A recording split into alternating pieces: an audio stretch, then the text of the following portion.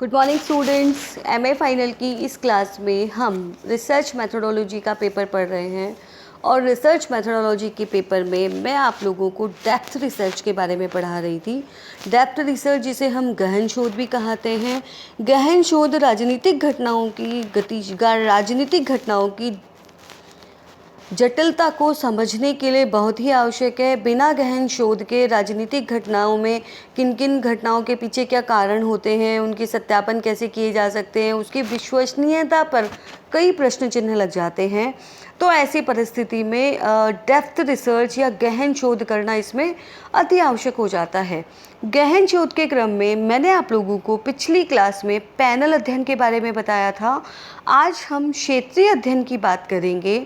क्षेत्रीय अध्ययन प्रणाली का प्रारंभ संयुक्त राज्य अमेरिका में द्वितीय विश्व युद्ध के पश्चात 1945 में प्रारंभ हुआ था। 1945 में अंतर्राष्ट्रीय स्तर पे बहुत सारे परिवर्तन आए थे और अंतर्राष्ट्रीय स्तर पर जो परिवर्तन थे उनमें सबसे पहली बात तो द्वितीय विश्व युद्ध की समाप्ति हुई। द्वितीय विश्व युद्ध की समाप्ति के साथ में पूरे विश्व को यह पता लग गया था कि परमाणु बम का आविष्कार किया जा चुका है और जो परमाणु बम का आविष्कार किया जा चुका है, संयुक्त राज्य अमेरिका ने परमाणु बम का प्रयोग भी कर लिया था। तो अंतर्राष्ट्रीय स्तर पर मतलब अमेरिका के बराबर आने की लगभग होड़ मच गई और इस होड़ में अगर उन्हें कोई कॉम्पीट कर पाया तो वो था पूर्ववर्ती सोवियत संघ या वर्तमान का रशिया। अंतर्राष्ट्रीय स्तर पे जब ये दोनों महाशक्तियाँ परमाणु महाशक्तियाँ बन गई तो इन दोनों के मध्य एक नंबर पर आने की होड़ चल रही थी। दोनों एक दूसरे को बीट करके और एक नंबर पर आना चाहते थे। इसी वजह से दोनों के मध्य शीत युद्ध प्रारंभ हो गया। रूस और अमेरिका इन दोनों महाशक्तियों में अपना प्रभाव क्षेत्र बढ़ाने की होड़ लग गई। अमेरिका के विश्वविद्यालयों में नए देशों तथा नए क्षेत्रों की छानबीन करने के लिए अनेक अनुसंधान वृत्तियां बांटी गई, कई सारी स्कॉलरशिप्स दी गई, शोध कार्य करने हेतु अनेक नवीन संस्थाओं की स्थापना भी की गई। लेकिन प्रारंभ में इस तरह के जो अध्ययन किए गए, इन अध्ययनों को क्षेत्रीय अध्ययन कहा गया, किंतु क्षेत्र शब्द का अर्थ स्पष्ट नहीं किया गया। कुछ समय तक क्षेत्र शब्द में भौगोलिक दृष्टि से सामीप्य राज्यों या राज्यों का समूह को ही सम्मिलित किया गया था। धीरे धीरे क्षेत्रीय अध्ययनों की अवधारणा, प्रविधियों तथा उपयोगिता का विकास हुआ। अब हम बात करते हैं क्षेत्रीय अध्ययन के अर्थ की।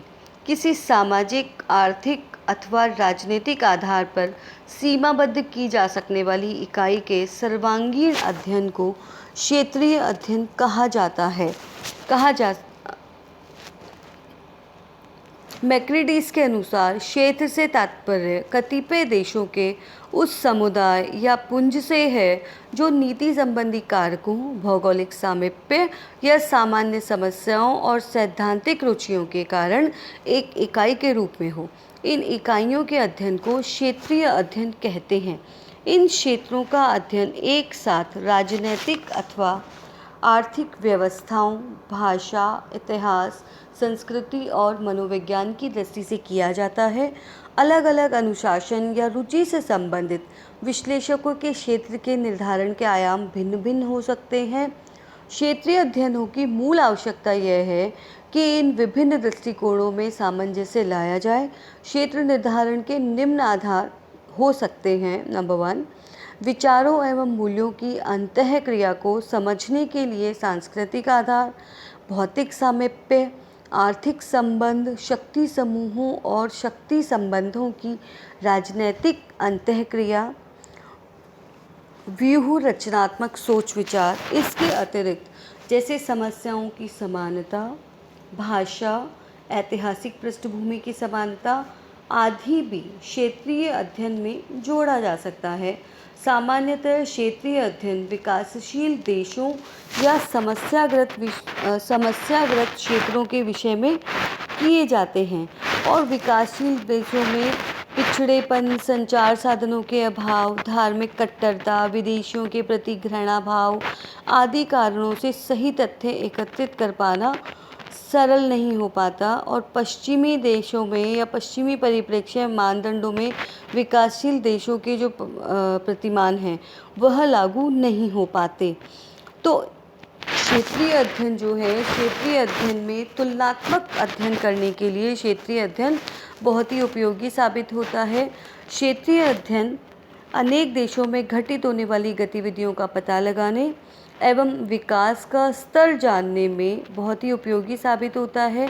क्षेत्रीय अध्ययन में सफलता प्राप्त करने हेतु यह बहुत आवश्यक है कि शोधकर्ता उस क्षेत्र विशेष में कुछ समय तक निवास करें, वहाँ जाकर वहाँ के लोगों के साथ में घुले मिले, वहाँ की जो कॉमन संस्कृति है उस संस्कृति को जाने, वहाँ की लोकल लैंग्वेज को वो जाने और वहाँ की लोकल लैंग्वेज को जान करके वहाँ के रहने वालों के रीति रिवाज, उनकी परंपराएं, उनके मूल्यों के बारे में ज्ञान प्राप्त करें और उनके मूल्यों के बारे में ज्ञान प्राप्त करके सभी मतलब जितने भी स्रोत हैं उन स्रोतों से सूचनाएं प्राप्त करने की कोशिश करें। यदि शोधकर्ता एक अपने निश्चित क्षेत्र में जाकर वहाँ के निवासियों के साथ में घुल मिल जाता है, उनके साथ एकाकार हो जाता है, तो जो उत्तरदाता हैं उनको ये लगता है कि नहीं, इनके द्वारा या शोधकर्ता के द्वारा कोई गलत काम नहीं किया जाएगा या हमारे द्वारा जो भी सूचनाएं इन्हें दी जाएगी उन सूचनाओं का कम से कम ये दुरुपयोग नहीं करेगा।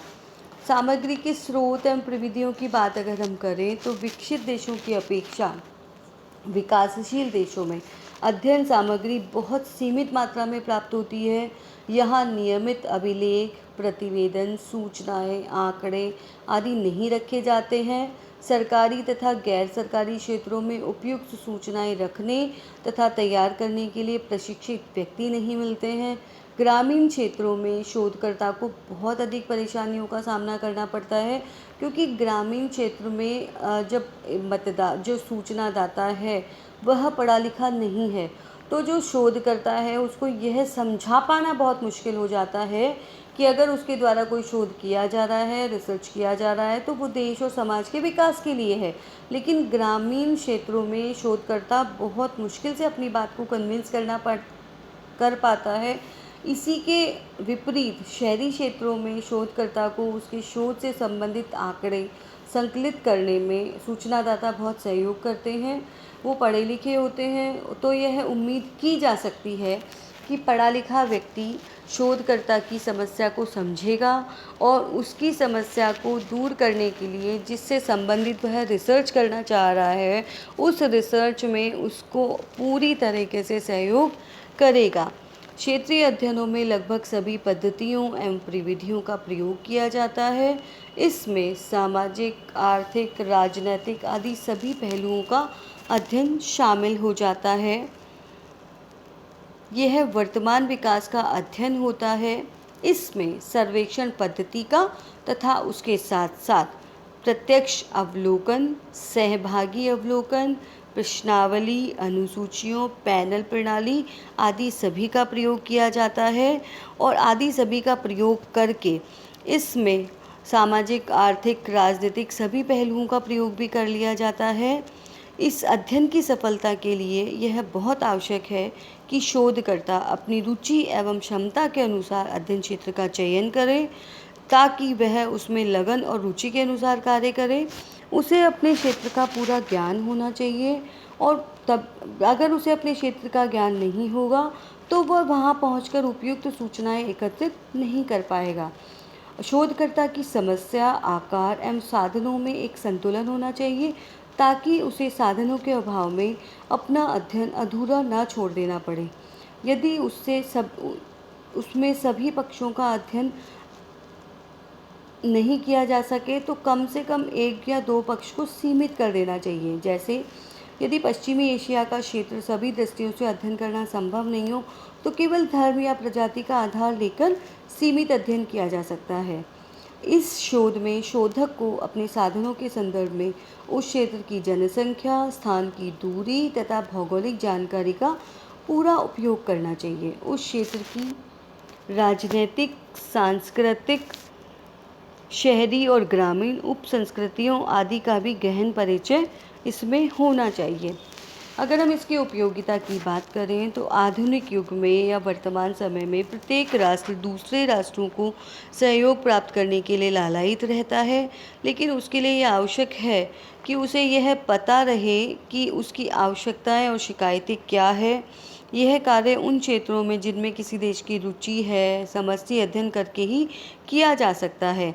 ऐसे अध्ययन स्थानीय स्वशासन, लोकतंत्र, प्रशासन आदि की दृष्टियों से किए जा सकते हैं। इनके द्वारा उन क्षेत्रों की समस्याओं का पता लगाया जा सकता है तथा समुचित समाधान सुझाए जा सकते हैं। कई बार नए तथ्य इन देशों के किए जाने वाले नए प्रयोग तथा नई परियोजनाएं सामने आती है। इनमें व्यापक स्तर पर सभी पहलुओं का अध्ययन करने के कारण सामान्यीकरणों के परीक्षण तथा संशोधन का अवसर मिल जाता है। सभी को उन व्यवस्थाओं की संपूर्ण जानकारी हो जाती है जो नए अनुसंधान कार्य करने की आधारभूमि बन जाती है। शोधकर्ताओं के लिए ये शिक्षा, प्रशिक्षण तथा ज्ञान के साधन बन जाते हैं। उनमें विशेषीकरण विकसित हो जाता है और इसके आधार पर वे सरकार, अधिकारियों तथा जनता को उन विषयों में लेखों आदि के माध्यम से महत्वपूर्ण जानकारी देते हैं। जैसे दक्षिण पूर्वी एशिया की समस्याओं के विषय में उस क्षेत्र के विशेषज्ञ उपयुक्त विदेश नीति को अपनाने में सरकार को योगदान कर सकते हैं। इनके द्वारा दी गई सूचनाएं आवश्यक रूप से अधिक विश्वसनीय एवं उपयोगी होगी। लेकिन इस अध्ययनों की बहुत सी सीमाएं भी हैं। वे प्राय बाहर के लोगों के जो बाहर के लोग हैं उनके द्वारा इस प्रकार के अध्ययन किए जाते हैं। उन्हें इस क्षेत्र की भाषा, संस्कृति, रीति रिवाजों आदि का ज्ञान नहीं होता और उस क्षेत्र के लोग उन्हें शंका की दृष्टि से देखते हैं। इनके साथ कोई सच्चे हृदय से सहयोग नहीं करता और प्राय सरकारें विदेशी शोधकर्ताओं को सही तथ्य इकट्ठे करने की अनुमति नहीं देती। इन देशों में आवागमन, संचार साधनों, शिक्षा आदि की कमी होती है, इसलिए शोधकर्ता की सही सूचना सूचनादाताओं तक पहुंच ही नहीं पाती। वहां के निवासियों में शोध जागरूकता का अभाव पाया जाता है। कई बार शोधकर्ता स्वयं सर्वेक्षण कला में पारंगत नहीं होते, उनके पास धन, समय तथा अन्य साधनों की कमी होती है और साथ में क्षेत्रीय अध्ययन बहुत ही जटिल और खर्चीली प्रणाली है। इसे समय और साधनों की सीमा में बांधना बहुत मुश्किल हो जाता है। फिर भी क्षेत्र अध्ययन प्रत्येक देश, संस्था तथा सरकार की आवश्यकता होती है। उपयुक्त विदेश नीति के निर्माण में इन्हें एक प्रमुख उपकरण माना गया है। राजनीति विज्ञान में क्षेत्रीय अध्ययन व्यापक व्यवस्था सिद्धांत निर्माण की दिशा में निर्णायक मोड़ माने जाते हैं। तुलनात्मक राजनीति का मूल तुलनात्मक पद्धति है, इसका विवेचन किया जा रहा है, किंतु यह ध्यान रखना चाहिए कि क्षेत्रीय अध्ययनवादी तुलनात्मक अध्ययनकर्ताओं की शाश्वत सामान्यताएं या सिद्धांत ढूंढने की प्रवृत्ति के विरुद्ध है। क्षेत्रवादी समनुरूपात्मक अध्ययन अथवा यथावत चित्रण के पक्षपाती होते हैं। तो इस प्रकार क्षेत्रीय अध्ययन जो है वो किसी भी राजनीतिक समस्या के कारणों का पता लगाने में बहुत ही हद तक उपयोगी साबित होते हैं। साथ ही क्षेत्रीय अध्ययन के माध्यम से विकसित और विकासशील देशों की विभिन्न समस्याओं का अध्ययन किया जा सकता है।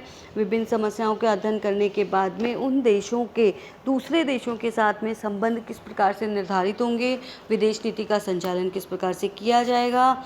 एक देश को यह पता लग सकता है कि हमें किस राष्ट्र से फ़ायदा हो सकता है, किस राष्ट्र से फ़ायदा नहीं हो सकता। तो वह सामने वाले देश के संसाधन और वहाँ पे जो समस्याएं हैं उनको देखकर उनके आधार पर उनके साथ में विभिन्न प्रकार के संबंधों का निर्माण कर सकता है। तो अंतर्राष्ट्रीय अध्ययनों में, विदेश नीति के संचालन में, विकासशील देशों की समस्याओं के जानने में जो क्षेत्रीय अध्ययन प्रणाली है, निसंदेह बहुत ही उपयुक्त साबित हो सकती है। धन्यवाद।